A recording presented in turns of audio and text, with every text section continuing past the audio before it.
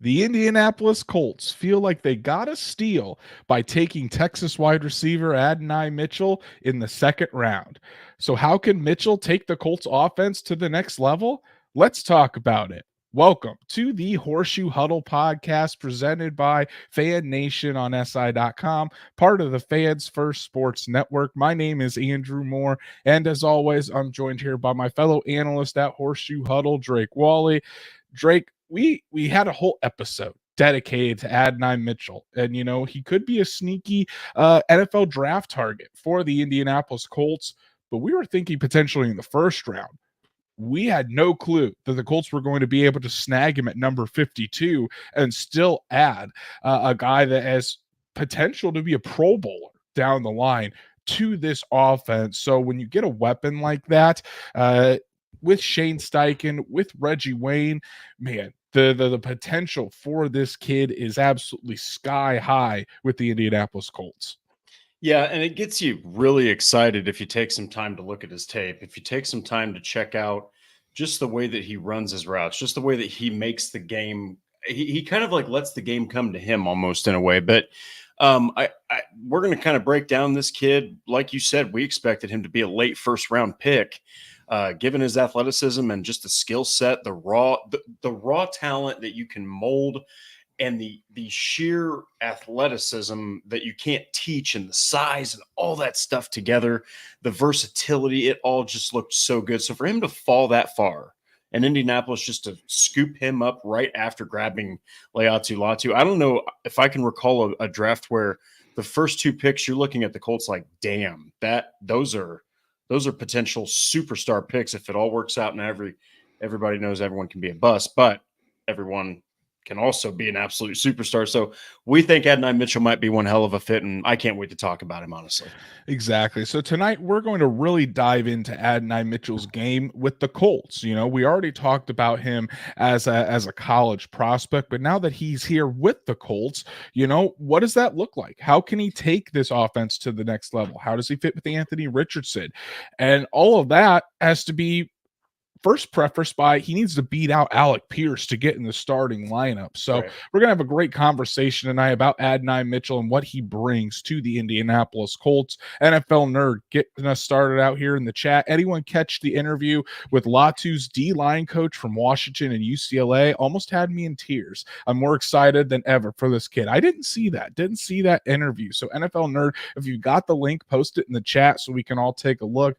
That would be fantastic. Matthew, what's up, nerds? What's up to you, bud? Yim is here. Can't wait to talk about AD. Neither can we, that's for sure. We've got Sean Contright as well. Sarah in the chat. I'm pumped to see AD on the field this year. Absolutely. And then Rich, we've got Richie. I wish everybody would quit riding on Alec Pierce. He's going to be okay. So it's going to be interesting to see this battle between Adonai Mitchell and Alec Pierce to see who becomes the starter at that X wide receiver spot for the Indianapolis Colts. But as we get started tonight, please, if you haven't done so, go follow us on all of our socials, like Horseshoe Huddle on Facebook, follow at Colts on FN on X, and subscribe to the Horseshoe Huddle YouTube channel. Hit that bell so you know when Drake and I go live every Monday and Thursday night so you never miss a live episode. But if you can't catch us live or on YouTube, no worries. Apple, Spotify, Google, wherever you listen to podcasts, we're on there as well. So make sure you subscribe, give us a 5-star review so we can reach other Colts fans just like you. And without further ado, Drake, let's dive right into it. Is Adonai Mitchell the missing piece in the Colts offense? When you look at him from a physical standpoint, Adonai Mitchell is standing there, almost 6 foot. Or he is 6'2", 6'2", 205 pounds. He runs a 4.34 40, a blistering 40 time. And when you look at that RAS score, 9.99, almost the most athletic wide receiver in RAS history. So when you bring all of that together, he just seems like a really, really good fit, not only for what the Colts look for in terms of freak athletes, but that speed element, what he means, what this Colts offense needs is a guy that can win over the top, can really separate at the point of attack, and that's what Adonai Mitchell brings to the Indianapolis Colts. So Drake, when you look at his skill set as a whole, watching the tape and as we've gone through his game here, what really stands out to you about Adonai Mitchell and his skill set that he can bring to this Colts offense? I mean, right out of the gate, what jumps off is the route running. Fully understands the route tree, fully understands it from an outside perspective, from a slot perspective, situational perspective, and that's something else. Is just his whole offensive awareness. Fantastic, smart player, knows how to take full advantage of a defense that isn't expecting something.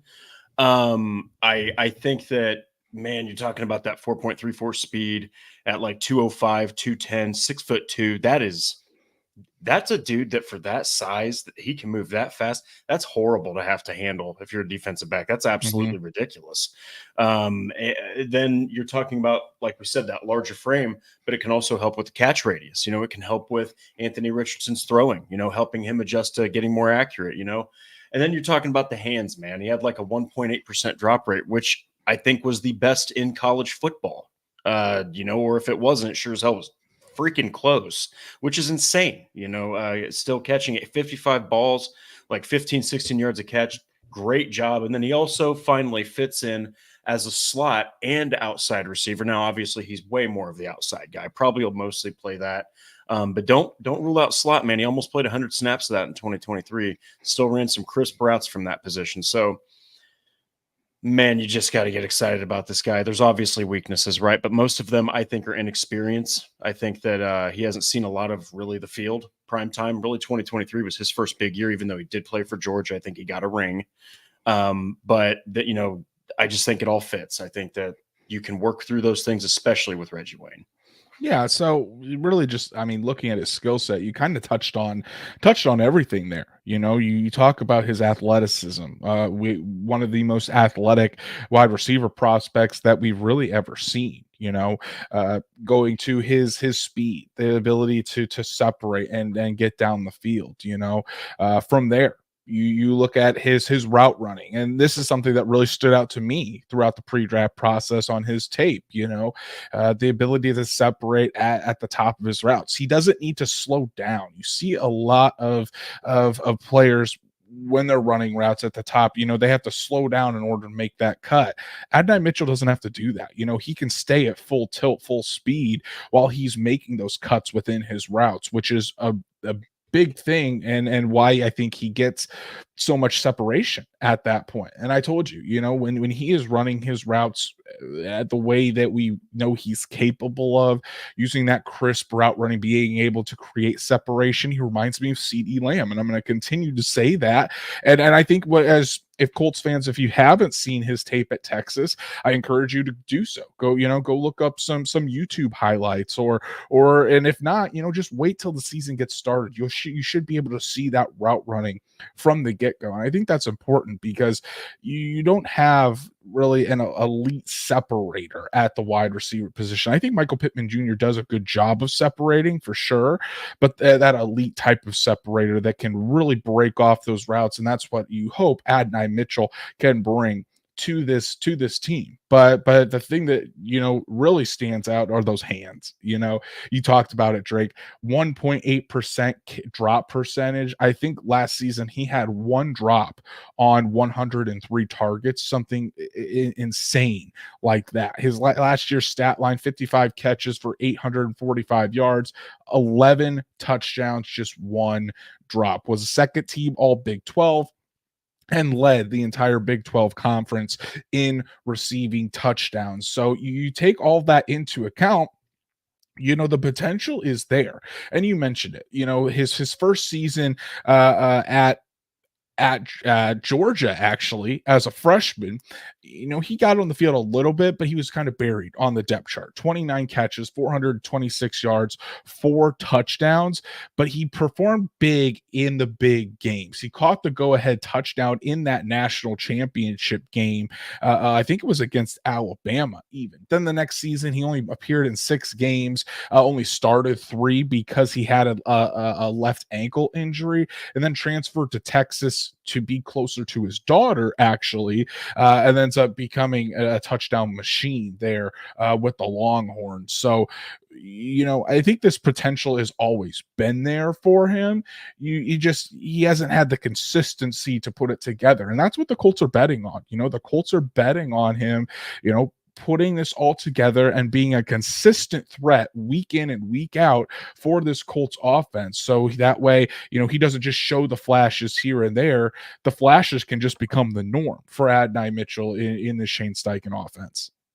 Yeah, and it's really funny.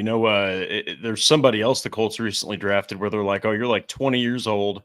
You've kind of had one season, a big time play where we can really evaluate your tape. I see where you're going with this. Everything really looks like it could add up, and that's his freaking quarterback, Anthony Richardson. So the Colts, man, we're looking at AR now and saying that was a home run pick, right? At the time, you were thinking raw, inexperienced, young, has a lot to learn. You might have the same case here. Okay. I mean, it might not take long for AD Mitchell to take off, is my point. And, when you look at the skill set, you look at the tape, especially, just go look at the tape. Everything is there. And if he can be molded, which he has arguably one of the best minds you can have mold you in Reggie Wayne, it can all add up to just one hell of a steal, because it already looks like one. Everyone had him in the late first round with Xavier Worthy. Some even had Worthy in the first part of the second round. So they were kind of interchangeable in some mock drafts, but holy cow, did he ever fall. So I think the Colts got one hell of a player here. And like you said, man, with all the attributes, and I love who the Indy Draft Guide actually compared him to, and that was Devontae Parker. Okay. Devontae Parker, I know that looking back, you're like, he's not much of a receiver. Injuries, man. Injuries absolutely slowed him the hell down. I think that bad teams also to some degree kind of did, and just not a good fit with the teams he was with.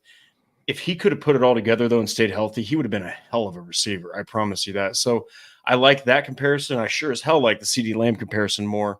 It all just sounds fantastic with the Shane Steichen offense and Richardson at the helm. So yeah, definitely exciting to think about what he could become here as early as his rookie season. Stats Matt coming in with his first stat of the day. Better late than never, Stats Matt. A little bit late. We're just gonna have to dock your $0 12 pay minutes, for that. ridiculous. Gonna have to dock a $0 pay for that. But hey, he's coming in clutch with the stats, making up for it. Mitchell is in the 84th percentile versus man and 83rd percentile versus zone, according to reception perception success rate. That's a mouthful, but only had 4 routes with over 14% usage, but the go route is the only route under 66.7% success rate. So right there, and he comes back with saying the out, dig, comeback, flat, slant, and screen routes are all over 80% success rate. That really just speaks to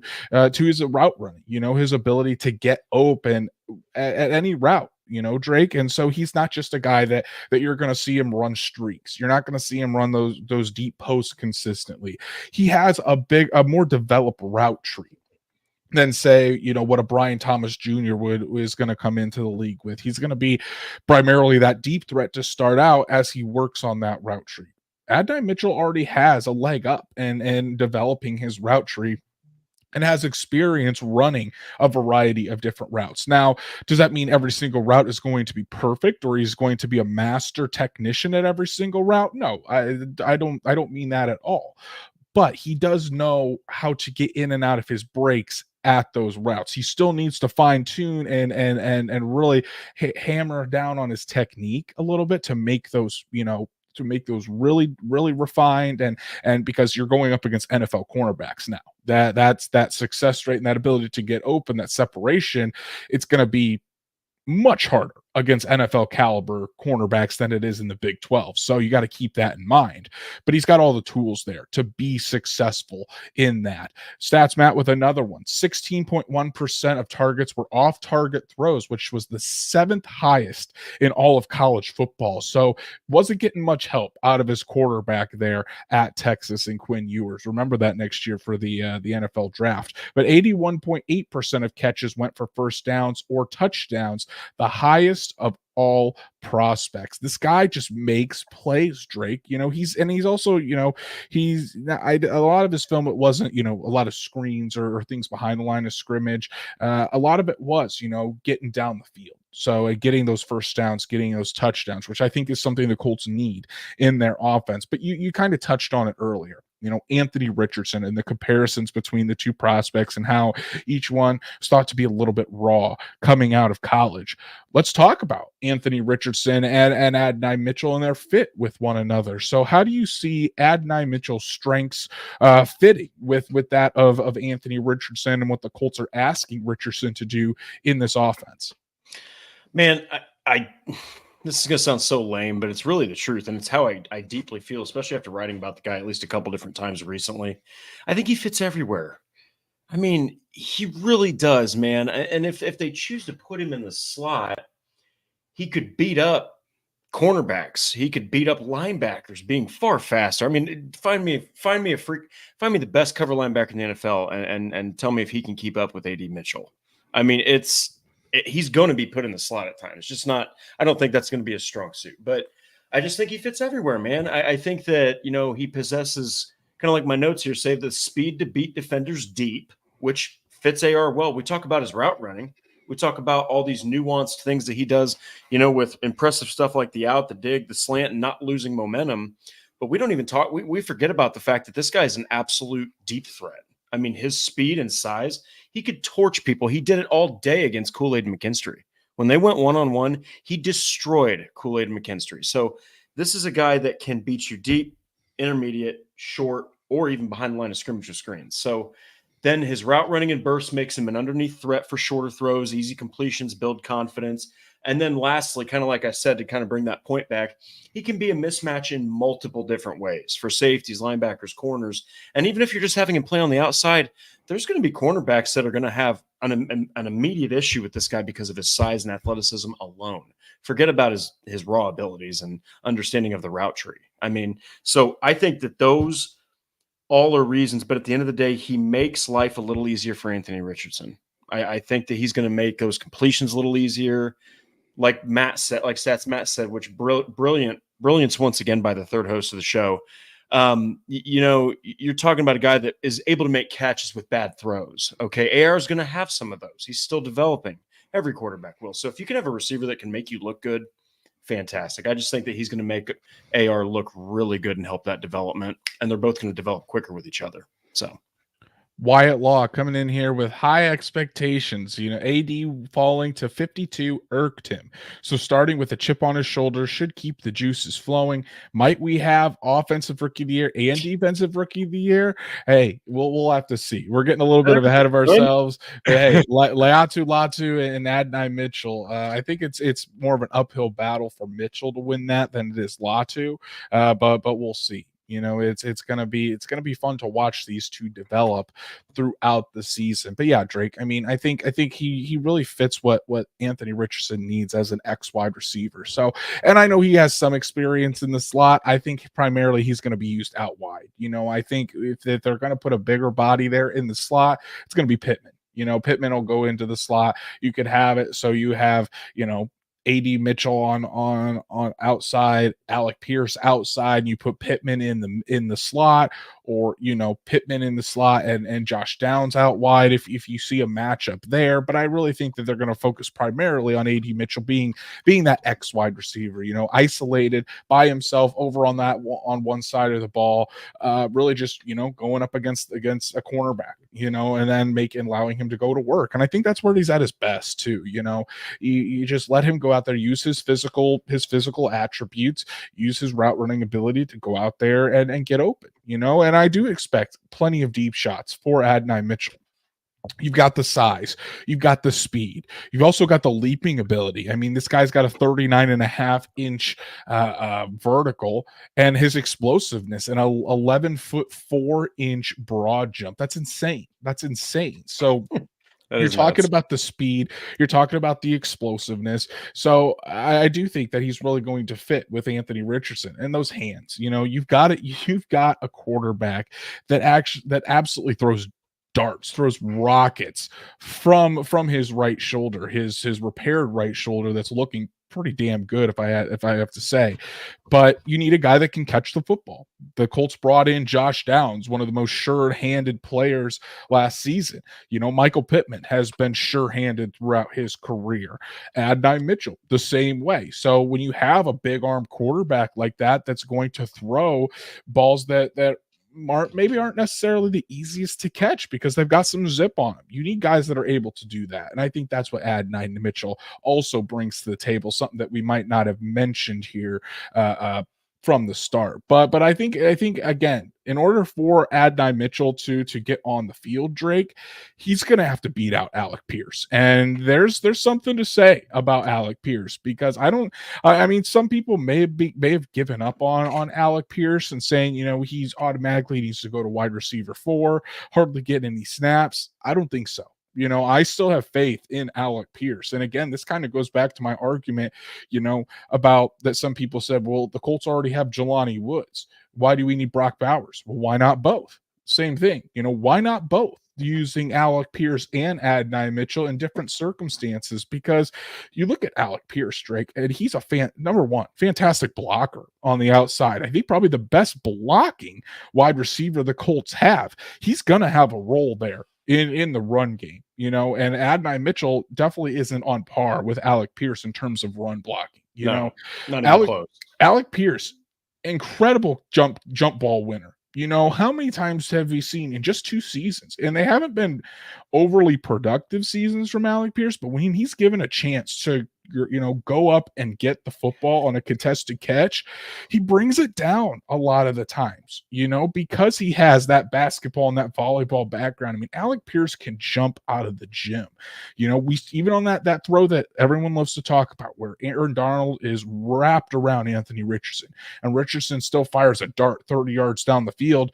Alec Pierce goes up and snags that ball out of the air. So Alec Pierce is going, and I think getting Adonai Mitchell, drafting him this high, you got to be crazy to tell me that's not going to light a fire under Alec Pierce to go out there, even dedicate more time to his craft, focus on getting better as a route runner, being able to run a more diverse route tree, So when you're talking about all of this and how the competition is going to go between Adonai Mitchell and Alec Pierce, it's not a foregone conclusion that Mitchell is going to start week 1. In my opinion, I think it's unlikely Mitchell starts over Pierce week 1. I think Alec Pierce will still have that starting advantage. Now, do I think that Pierce is going to play 95% of all snaps like Colts House is saying?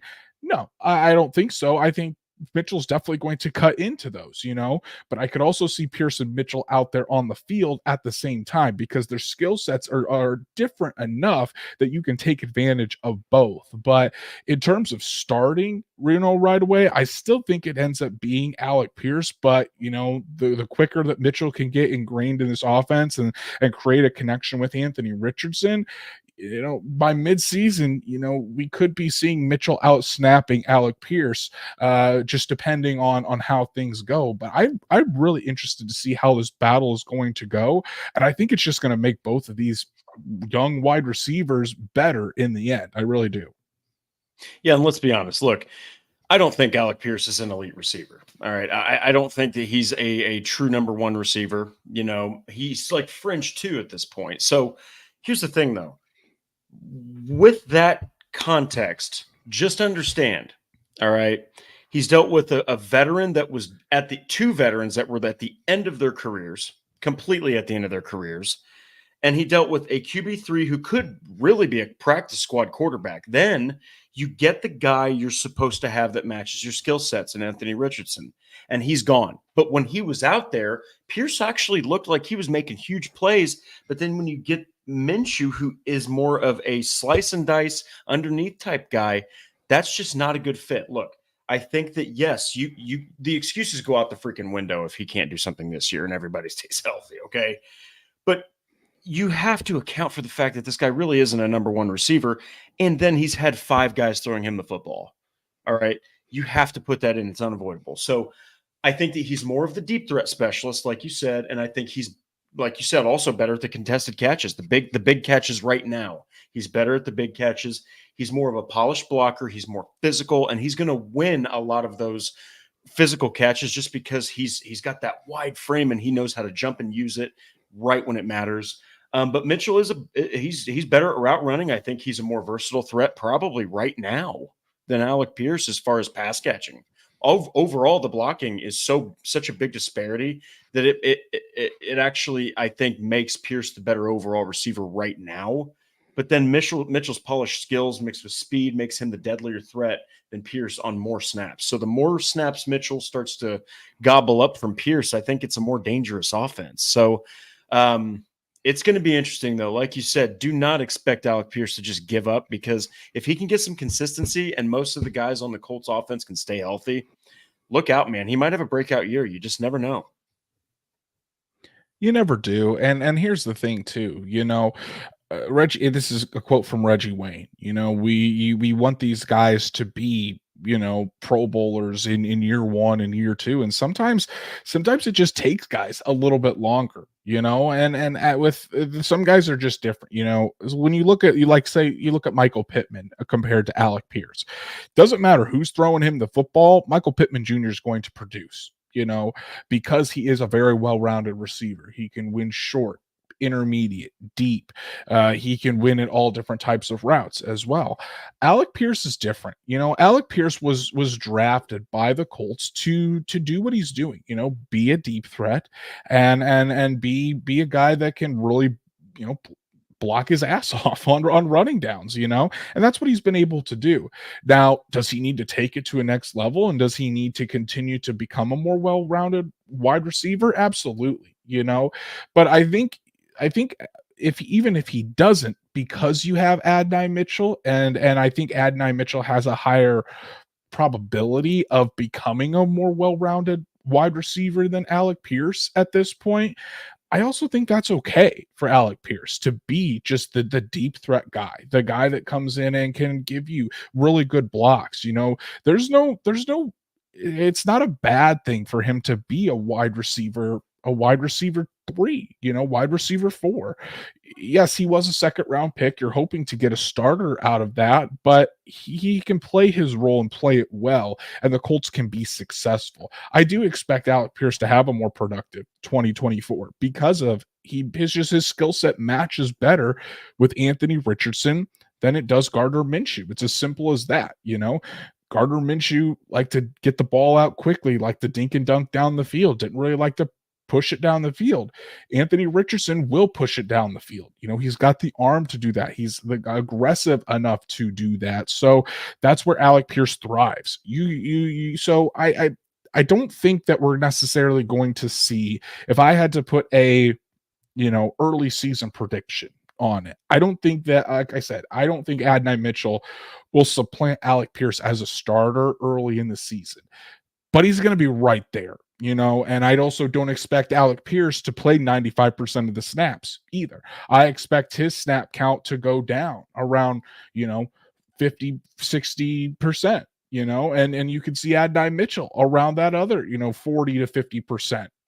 As they go along, and then whoever is producing more throughout the year and whoever creates a better connection with Anthony Richardson, I think is going to get the majority of those snaps. But because of Alec Pierce and his ability to run block and his ability to his deep ball ability, his contested catch ability, he will still have a role in this offense, regardless if he is starting over Adonai Mitchell or if Mitchell ends up replacing him as that starting X wide receiver. Stats Matt says AD doesn't use 4 wide receivers often in Philly, so it's more likely it's Pitt with most than the others being 50 to 70% snaps. If you are a separator, you should play over the one who can't separate as much. A little bit of English there needed for Stats Matt's comment, but yeah. So I don't think it's as black and white as some people might want to put it.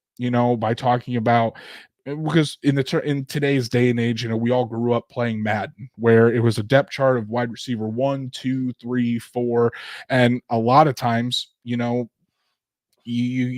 really substitute those guys out, and those guys play the entire game for you. That's just not how it works in the NFL. Every package is a little bit different and you can put guys in depending on the type of play, their skill set, what they do best, the type of routes that are involved, the type of different concepts that are involved in each one. So that's why it's not as black and white. And I do think that both those guys will end up getting, 50 to 50, 40, 50, 60% of the snaps somewhere in there until one of them actually does separate and proves to be the true number 2 wide receiver for the Colts. Yeah, and look, guys, Alec Pierce has a role on this team still. Don't sleep on the guy, all right? Like, he's had just nothing but uncertainty, all right? And it really can't affect even the most talented players.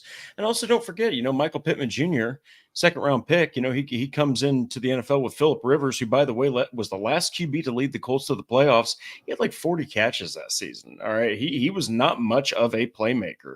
But boy, oh boy, near the end of the season, there was a couple plays where you saw the absolute fire and potential. And it's just, I think he's a couple tiers potentially above Pierce, but give Pierce some time. So I just think that it's going to be a closer competition, like you said, than a lot of people are thinking. And right now people are thinking, oh, Pierce is wide receiver 4, and he may be better suited for that position down the road. You need to figure out where Mitchell is first. Mitchell might be the long-term answer, and he might be all Pro Bowl, amazing. Okay. But it's all about where he's at right now in his rookie season. Just don't expect him to necessarily start week 1 or beat out Pierce in camp. He might still be that wide receiver 4. So regardless of who is starting early in the season or even throughout the season, these two are going to make each other better because they're going to be competing for snaps every single day, which means they're going to put their best foot forward and try to get better every single day as well. But let's talk about the guy that's coaching this entire group, and that's Reggie Wayne and his role within all of this. So I think there's a little bit of we've talked about this before on the show, Drake, but I think there's a little bit of a misconception on the role position coaches and really just coaches in the NFL in general play with these players.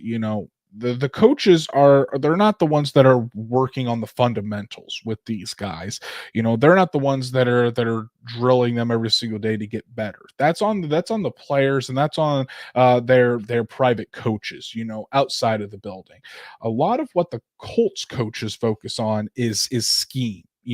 Teaching them the scheme, teaching them different route concepts, and focusing on how putting them in the best position to succeed in that offense or defense. So when we talk about, Shane Steichen helping Anthony Richardson and developing him, we're talking about Shane Steichen putting Anthony Richardson in those correct situations, putting him in the correct plays, and really turning the offense to around Anthony Richardson to accentuate his strengths.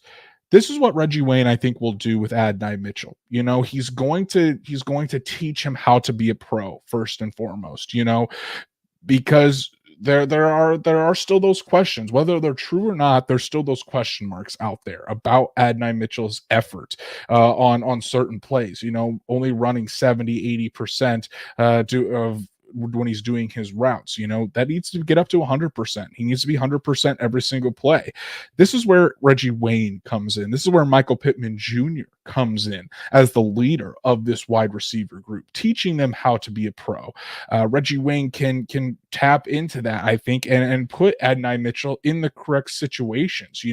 This is kind of where I was getting at, where you don't have necessarily a 1, 2, 3 wide receiver that plays every play.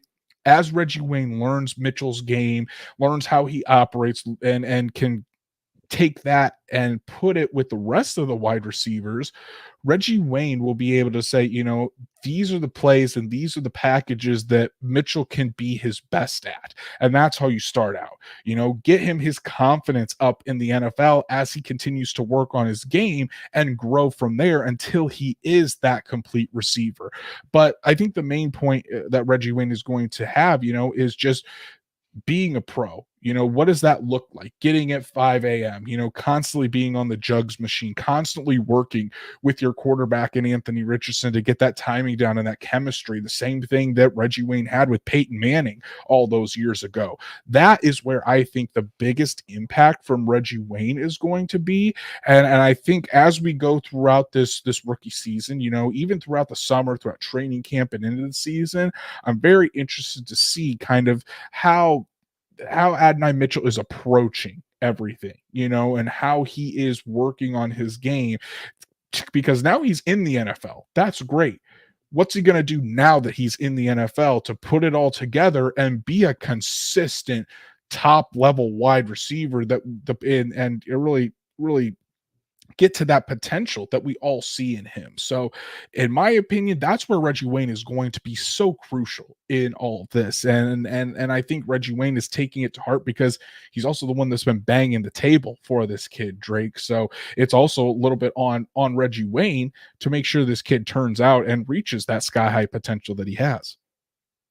Look, ever since seeing what the Colts were able to get out of Josh Downs, I trust Reggie Wayne if he told me that the grass is freaking red outside. Okay. When it comes to wide receivers, I think you have yourself a legitimately impressive wide receiver coach. I think you do have yourself one in Reggie Wayne. While he wasn't as athletic, there's a lot of similarities here if you remove the athleticism in his combine performance and coming into the NFL, just like with AD Mitchell. Now, you look back on some of those plays in the glory days for the Colts. Manning didn't just know, or he didn't just figure it all out and then just hit Reggie Wayne and all the other receivers on perfect routes. They drilled this stuff so many times they knew what each other was thinking probably in their sleep.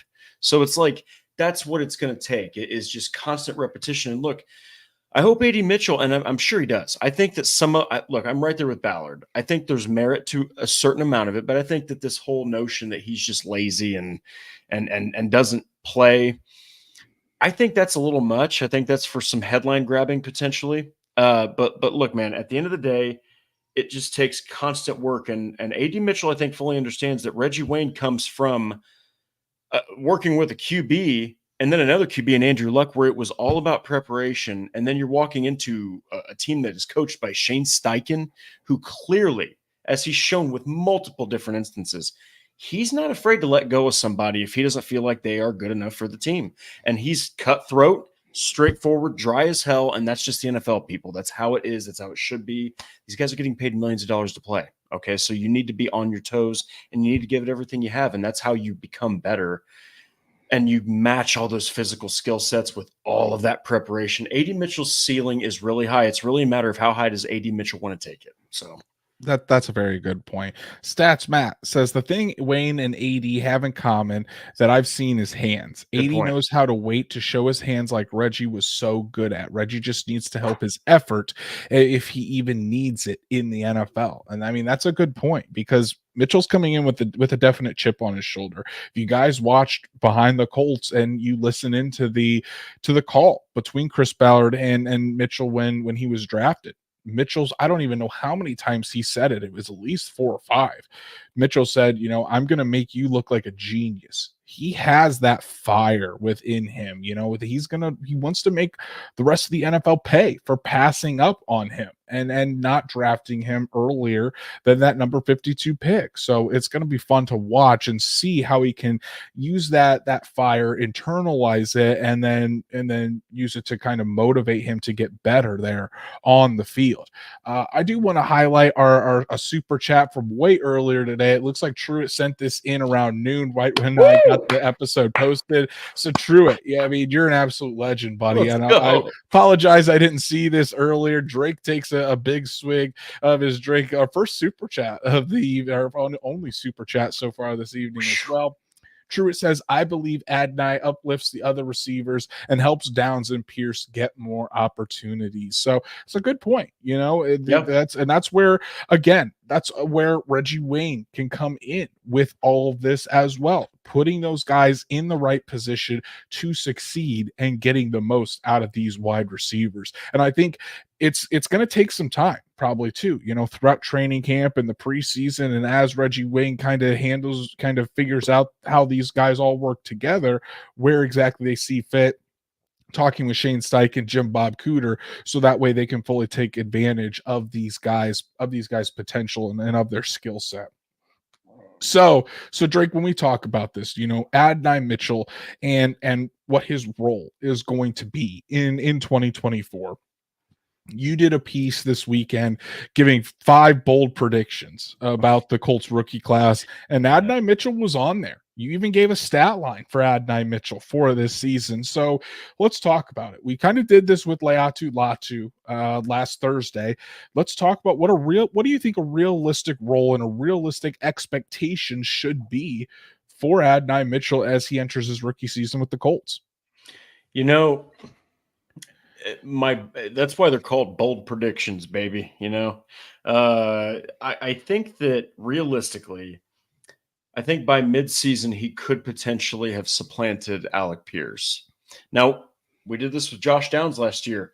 By midseason, he will have supplanted Isaiah McKenzie before week 2 of the preseason. He's already playing in McKenzie's role. So who the hell knows what's going to happen? But Downs is also the quick win guy. Okay. Mitchell is going to have to truly fight to get that position from Alec Pierce. I mean, he's going to have to really fight for that. I think look by about the midpoint of the season, and I think that your expectation should be that he's going to struggle at times to adjust. He's 21 years old, people. Just became legal to drink. Okay, so stupid young. So give him some time. Let him work with a who will be a Hall of Famer hopefully next year, Reggie Wayne. Let him work with Jim Bob Cooter and Shane Steichen and in company with Michael Pittman and Josh Downs and Alec Pierce and all those guys. Give him a chance, people. Results sometimes they take some time. Okay, you just have to be patient. But I think my realistic prediction is, let's go 48 catches. I'll say 48 catches. I think most of these will be near the second half of the season, and I'll say. We'll go with 750 yards. That's like 15 per catch. And I'll go with 4 touchdowns. Now, my bold prediction was that he starts week 1 and catches 64 passes, 885 yards, and 6 touchdowns, and has over 70% of a catch rate. So, Josh Downs, man, Reggie pounded the table, hands like glue. Adonai Mitchell, Reggie pounded the table, hands like glue, only bigger, nastier, could be better potentially. Sign me up all day. I think there's a range here, but I think the floor is pretty high as far as his expectations. So, and you talk about Mitchell being young. Anthony Richardson is only 5 months older than Adonai Mitchell, if you can believe that. Just again, showing how young the Colts quarterback is. I want to highlight some of these predictions here. Colts house with Mitchell, I expect at least 4 50-plus yard touchdown passes. That's his prediction, and you know what? It could very well happen.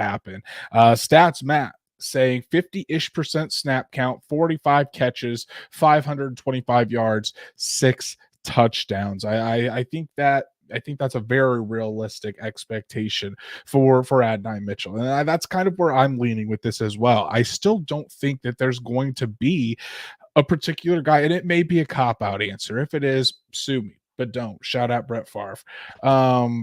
I do think that, I do think that there's not going to be a clear defined, Adonai Mitchell starts over Alec Pierce or Alec Pierce starts over Adonai Mitchell. I think they're going to be used pretty much simultaneously.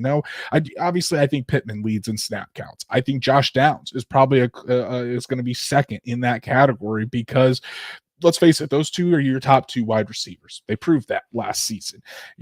Adonai Mitchell and Alec Pierce are probably going to battle it out. Pierce is going to be the preferred option in some situations.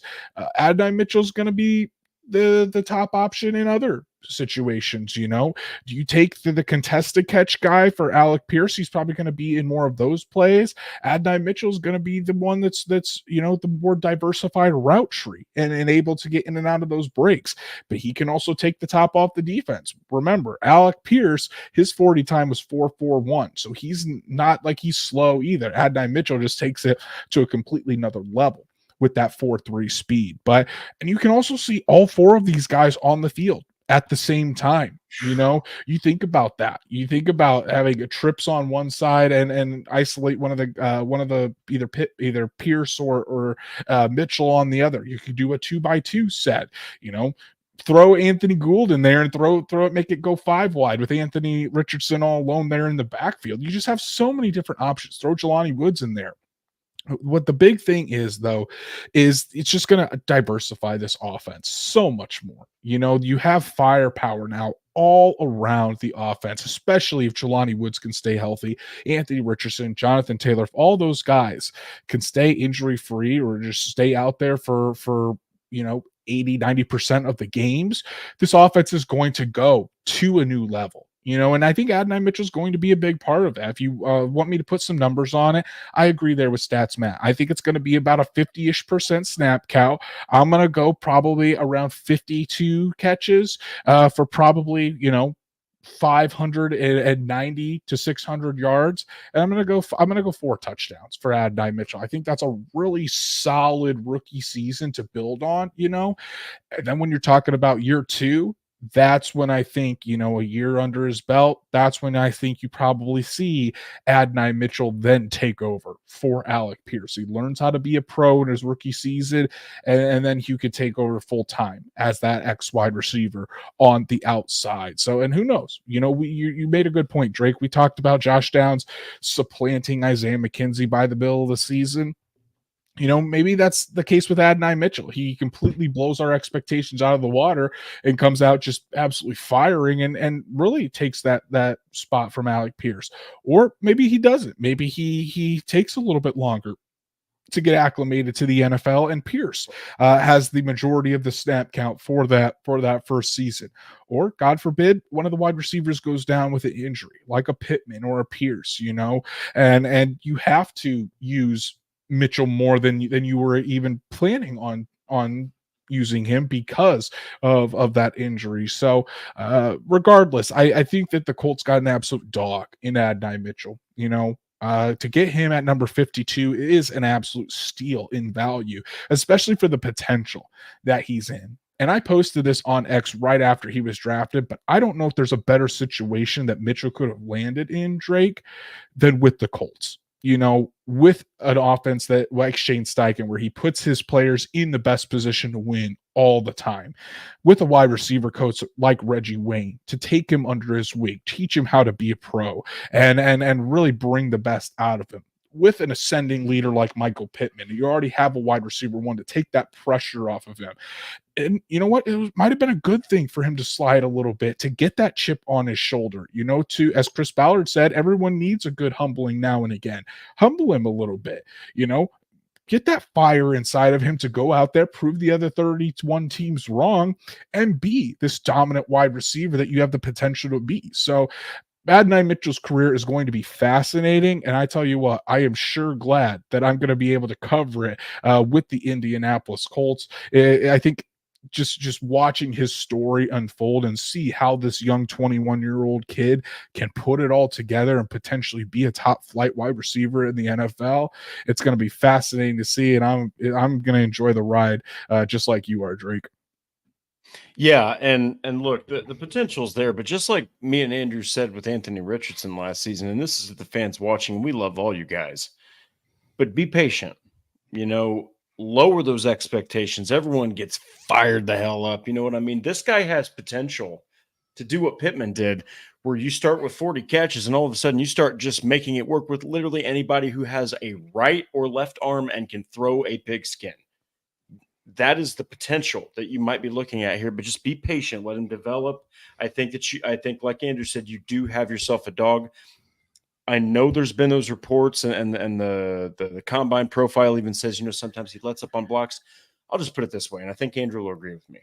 Chris Ballard is outspoken. He's pretty animated, pretty lighthearted when it needs to be, but pretty intense when it's required. I have never heard him outside of the insanity that was the Jeff Saturday hiring. I have never heard Chris Ballard just more fired the hell up than when he was defending Adonai Mitchell being their second round draft pick.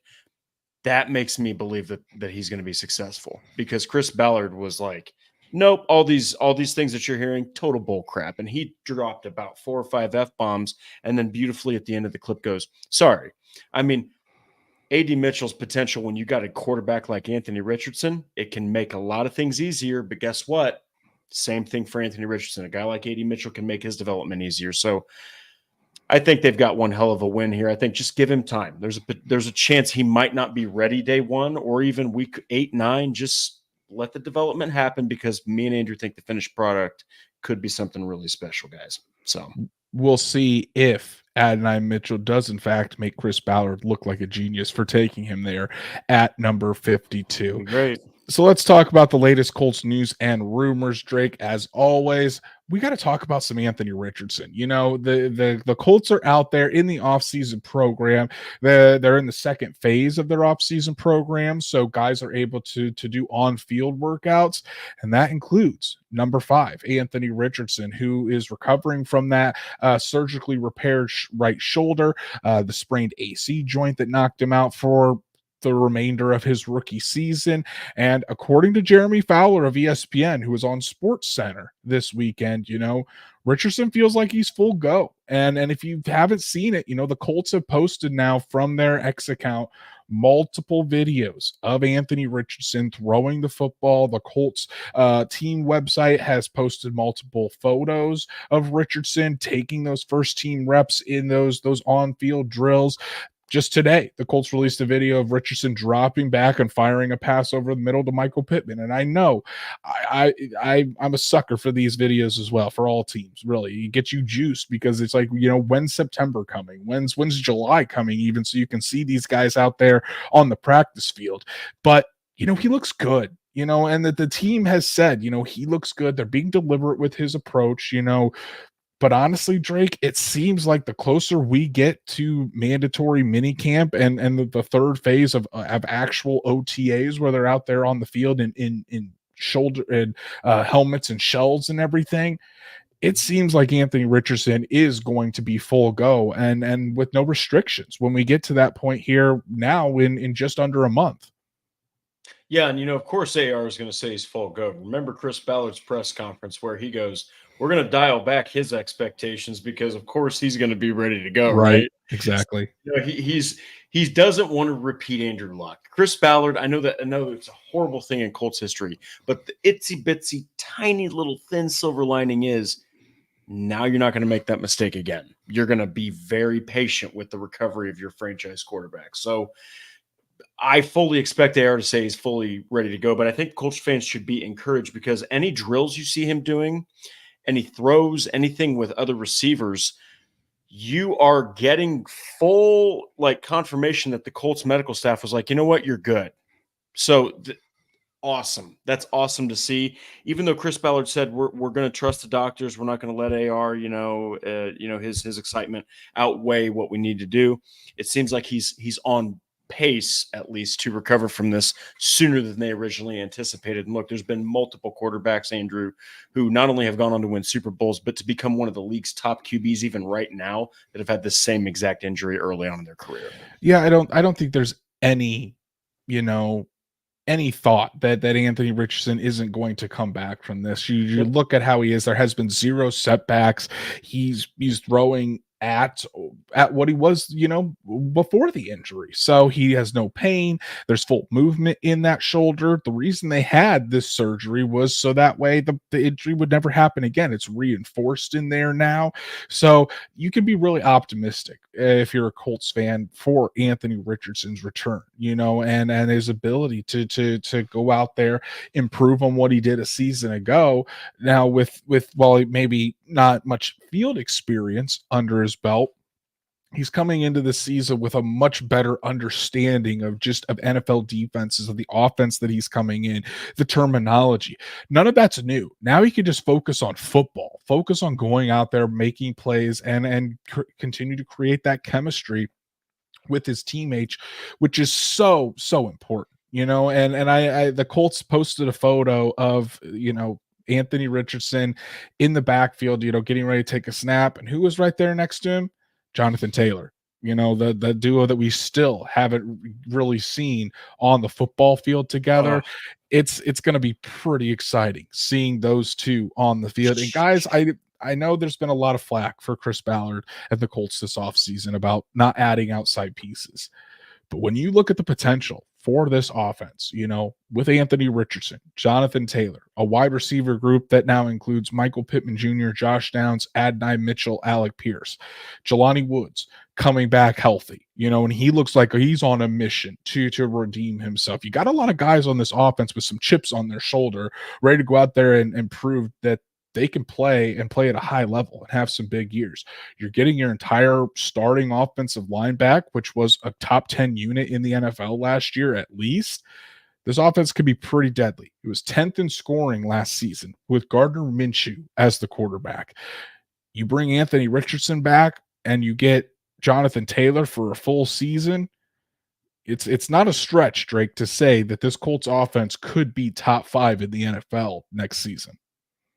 Yeah, and look, I want to address something real quick. I understand that there's been times when Ballard has not necessarily drafted needs-wise. I think that he's gone with more athleticism at times. But look, you got people complained about the pressure. Now you have a dynamic, potential generational pass rusher. People needed another weapon with Anthony Richardson. Now you have a potential wide receiver 1 talent in A.D. Mitchell.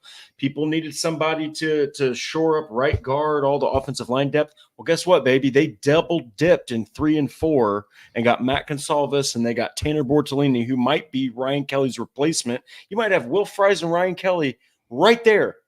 There's your 2 replacements right there.